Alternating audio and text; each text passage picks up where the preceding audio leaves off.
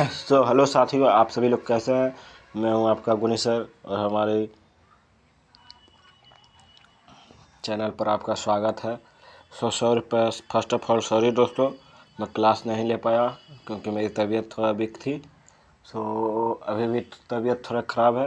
मैं ज़्यादा देर की क्लास नहीं ले पाऊँगा, माफ़ कीजिएगा। और चलिए बिना समय गंवाए हम लोग क्लास को आगे बढ़ाते हैं। हेलो साथियों, आप सभी लोग कैसे हैं। आपका स्वागत है हमारे शिक्षा राइज बैच में। आज हम लोग पढ़ेंगे क्रिस्टल ठोसों का वर्गीकरण। यहाँ पर से देखते हैं। पहला आणविक ठोस, आयनिक ठोस, धात्विक ठोस और सहसंयोजक ठोस। इन सब के बारे में मैंने शायद बताया था, सिर्फ उसके बारे में एक सेकेंड देखना पड़ेगा। आ जाइए, इधर मैंने बता दिया था। जानते हैं अध्रुवी आणविक ठोस के बारे में से। इसके अंतर्गत वे ठोस आते हैं जो या तो परमाणु उदाहरणार्थ निम्न ताप पर आर्गन और हीलियम अथवा अध्रुवी सहसंयोजक बंधों से बने अणुओं बोला जाए तो अध्रुवी आणविक ठोस में वो बोला जाए तो वे ठोस आते हैं जिसमें अध्रुवी सहसंयोजक बंध होते हैं। उदाहरण में जैसे में H2Cl2 निम्न ताप पर H2Cl2 हीलियम आदि आते हैं।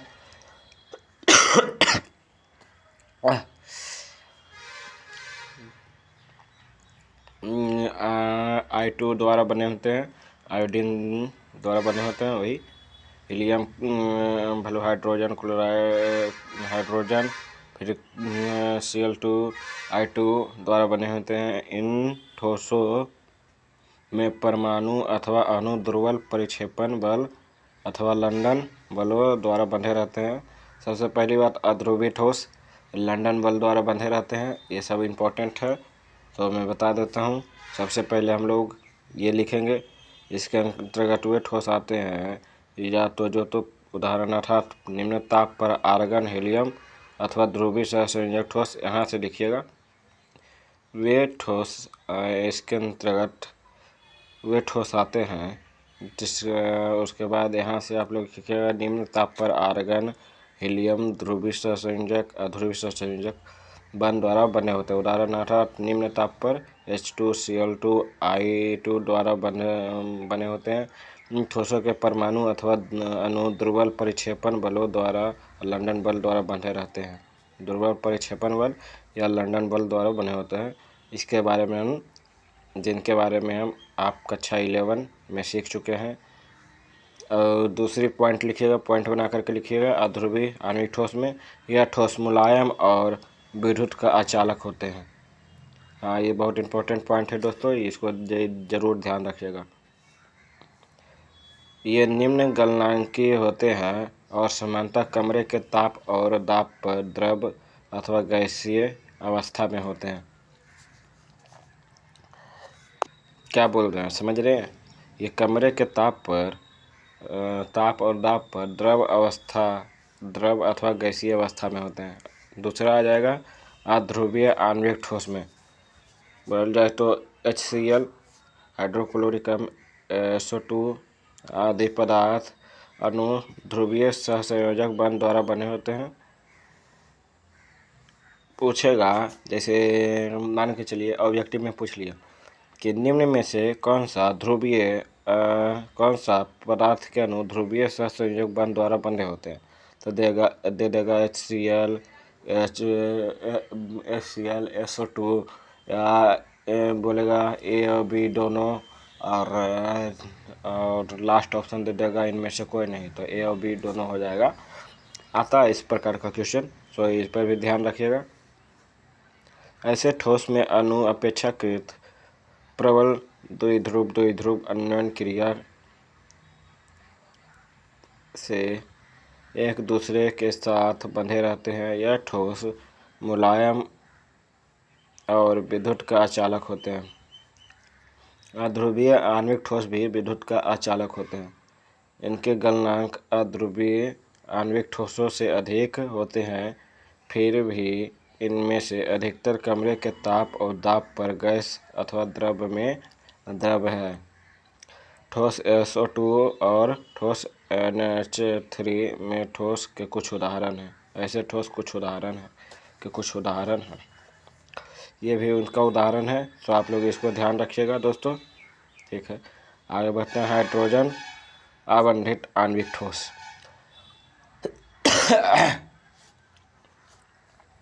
फूला गला बैठा हुआ है दोस्तों। ऐसे ठोस के अणु में H और ये हाइड्रोजन और फ्लोरीन, ऑक्सीजन अथवा नाइट्रोजन परमाणु के मध्य द्विध्रुव सहसंयोजक बंध होते हैं। प्रबल हाइड्रोजन अबंधन ऐसे ठोसों के अणु जैसे H2O बर्फ में को बंधित करते हैं। यह विद्युत का चालक है। सामान्यतः यह कमरे के ताप और दाब पर वाष्पशील अथवा मुलायम ठोस होते हैं। बोला जाएगा तो एक प्रकार से समझ लीजिए कि जो आणविक ठोस है दोस्तों, वो एक प्रकार का मुलायम ठोस है और ये विद्युत का चालक है। आणविक ठोस के जो 3 प्रकार हैं, अध्रुवीय आणविक ठोस, ध्रुवीय आणविक ठोस और हाइड्रोजन आणविक ठोस, ये तीनों विद्युत का चालक है। ठीक, बोला जाए तो इससे विद्युत प्रवाह नहीं होता है। और जो दूसरा पॉइंट, ये अध्रुवीय आणविक ठोस में कमरे के ताप और दाब पर गैसीय अवस्था में होते हैं, द्रव अथवा गैसीय अवस्था में होते हैं। अध्रुवीय ठोस में ये भी कमरे के ताप और दाब पर गैस अथवा द्रव अवस्था में होते हैं। और हाइड्रोजन ठोस में भी कमरे के ताप और दाब पर वाष्पशील द्रव अथवा मुलायम ठोस होते हैं। समझ रहे हैं? आ जाइए तीसरा, आयनिक ठोस के बारे में जानते हैं। आयनिक ठोस के अवयवी कण आयन होते हैं। पूछेगा आयनिक ठोस के अवयवी कण कौन से होते हैं, तो आयन होगा। ऐसे ठोस का निर्माण धनायन अथवा ऋणायन के त्रिविमीय विन्यासों पर कूलाम्बी, ये सब मैंने शायद कल बता दिया था, कोई बात नहीं, फिर से एक बार रिवीजन हो जाएगा। बंध द्वारा बंधे रहते हैं, बंधन पर होते हैं, बलों के बंधन पर होते हैं। यह ठोस कठोर और भंगुर प्रकृति के होते हैं। इसके गलनांक और कटनांक कुछ होते हैं। पूछेगा, यह दूसरा पॉइंट आप लोग लिखिएगा। ये बोला जाएगा तो ऐसे ठोस का निर्माण घनायन एवं ऋणायन के त्रिविमीय विन्यास में प्रबल कूलाम्बी बल, बोला जाए तो अस्थिर वैद्युत बल से बंधे होते हैं, बंधन पर होते हैं। ये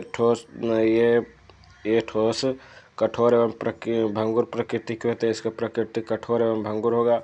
इनका गलनांक और कटनांक कुछ होता है। इनका जो गलनांक है और कटनांक है वो उच्च होता है। चूँकि इसमें आयन गमन करने के लिए स्वतंत्र नहीं होते हैं, अतः यह ठोस विद्युत रोधी है। बोला जाएगा ऐसे भी आयनिक ठोस बोला जाए तो कठोर है, और बोला जाएगा तो इनके आयन हैं जो गमन के लिए, बोले जाए तो इनके आयन चलने के लिए स्वतंत्र नहीं है। सो ये विद्युत का प्रतिरोध करता है। बोला जाए तो इससे विद्युत प्रवाह नहीं होगा। तथापि गलत अवस्था में जल को घोलने पर, और जब हम इसको जल में घोल देते हैं तो इसके आयन गमन करने लगते हैं, वे विद्युत का संचालन कर सकते हैं। ये पॉइंट भी इम्पोर्टेंट है, तो इसको ध्यान रखिएगा। तीसरा है धात्विक ठोस। धातुएं मुक्त इलेक्ट्रॉनों के समुद्र से घिरे और उनके द्वारा संगलित धनायनों को व्यवस्थित संग्रह है। ये इलेक्ट्रॉन गतिशील होते हैं और क्रिस्टल में स्वतंत्र समरूप से विस्तृत होते हैं। धात्विक ठोस धातुएं मुक्त इलेक्ट्रॉनों के समुद्र से घिरे द्वारा संलग्नित धनायनों का व्यवस्थित संग्रह है। ये इलेक्ट्रॉन गतिशील होते हैं और क्रिस्टल में स्वतंत्र समरूप से विस्तृत होते हैं।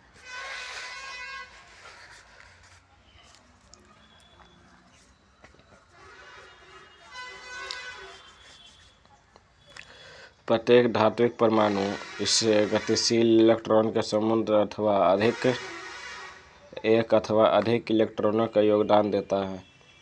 ये मुक्त और गतिशील इलेक्ट्रॉन धातुओं को उच्च वैद्युत एवं ऊष्मीय चालकता का उत्तरदायी होते हैं। विद्युत क्षेत्र प्रयुक्त करने के लिए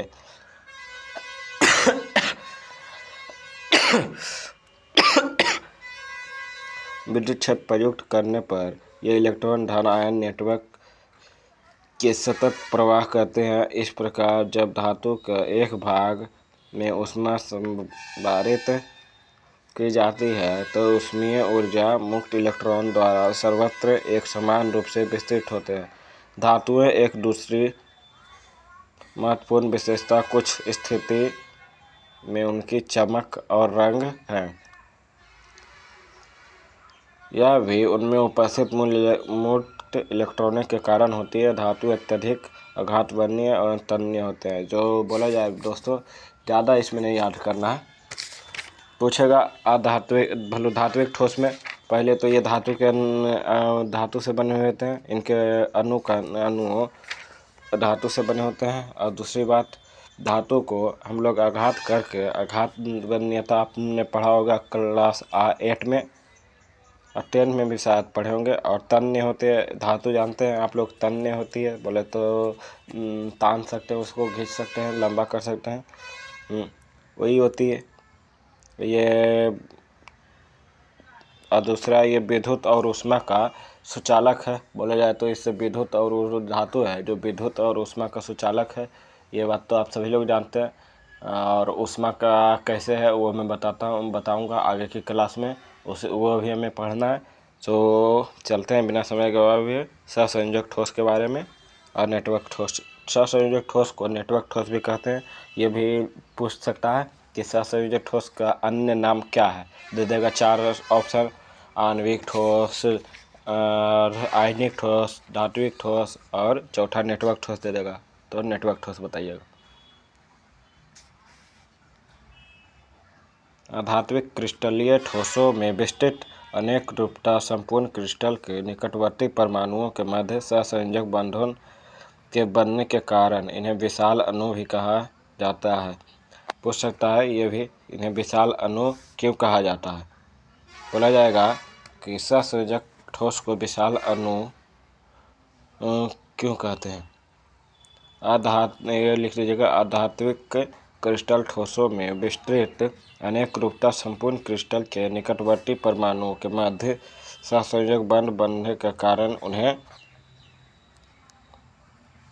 विशाल अणु भी कहते हैं। सहसंयोजक बंध प्रबल एवं दिशात्मक प्रकृति के होते हैं। बोला जाएगा तो सहसंयोजक बंध जो होते हैं प्रबल एवं एक ही दिशात्मक बोला जाए तो दिशा में ही होते हैं, एक ही दिशा में प्रकृति के होते हैं। इसलिए परमाणु अपनी स्थिति पर अति प्रबलता का संलग्न रहते हैं। इनके जो परमाणु होते हैं वो बोला जाए तो संलग्न होते हैं, अति प्रबलता से एक दूसरे के साथ संलग्न होते हैं। ऐसे ठोस अति कठोर एवं भंगुर होते हैं। सहसंयोजक ठोस का एक उदाहरण है, आप लोग जानते हैं हीरा कितना कठोर है।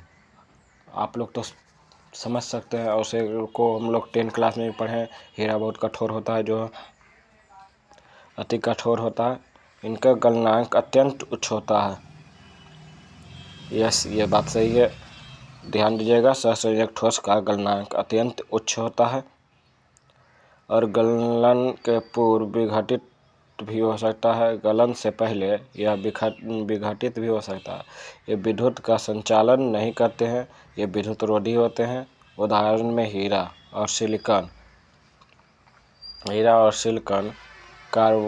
सिलिकॉन कार्बाइड ऐसे ठोस के विशिष्ट उदाहरण हैं। ग्रेफाइट मुलायम और विद्युत का चालक है। उसके अपवाद बोला जाए तो इसके अपवाद है। ग्रेफाइट मुलायम होते हैं और विद्युत का चालक होते हैं, ये इसके अपवाद है। और इसमें कार्बन परमाणु विभिन्न परतों के व्यवस्थित होते हैं और प्रत्येक परमाणु उसी परत के 3 निकटवर्ती परमाणु के सहसंयोजक बंधन में होते हैं। प्रत्येक परमाणु का चौथा सहसंयोजकता इलेक्ट्रॉन अलग परतों के मध्य उपस्थित होता है।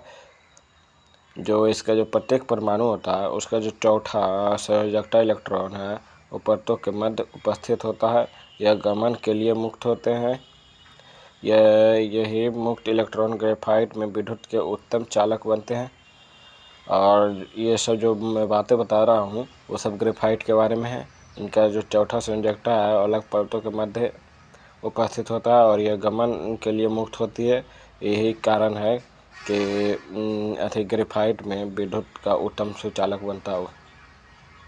विभिन्न परतों के एक दूसरे पर सरक सकती है। यह ग्रेफाइट का मुलायम ठोस और उत्तम ठोस चिकनाई बनाती हैं। तो आप लोग देख रहे हैं, पहला है जो हीरा का चित्र है जो आप लोग देख रहे हैं। चित्र 1.3 में हीरा का नेटवर्क संरचना देख रहे हैं। पूरा जाल बना दिया, नेटवर्क बना दिया है। और ये देखिए ग्रेफाइट की संरचना देख रहे हैं ना, इससे इलेक्ट्रॉन मुक्त हो सकता है। सो आगे की क्लास में हम इसके बारे में जानेंगे। वही सब है, बस एक शॉर्ट में आपको बता दूंगा। सब वही सब गुण है और ये सब प्रश्न मैं आगे की क्लास में करवाऊंगा। सो दोस्तों मिलते हैं अगले वीडियो में। और दोस्तों एक बात याद रखिएगा, मैं जल्द ही इसका क्वेश्चन आपको शॉर्ट वीडियो के माध्यम से आपको प्रोवाइड कर दूंगा। सो प्लीज़ उस क्वेश्चन को बना करके कमेंट में उसका फ़ोटो भेज दीजिए प्लीज़। दोस्तों कोई भी नहीं बनाते हैं, इतना मेहनत से मैं क्वेश्चन ऐड करता हूँ और कोई नहीं बनाते हैं। कोई ठीक है, और कोई दिक्कत नहीं है। लाइक सब्सक्राइब वो आपके हाथ में है, आप लोग करिए या ना करिए, पर क्वेश्चन बना करके ज़रूर भेजिए। थैंक यू दोस्तों so much, thank you so much. मिलते हैं अगले वीडियो में। जय हिंद, जय भारत।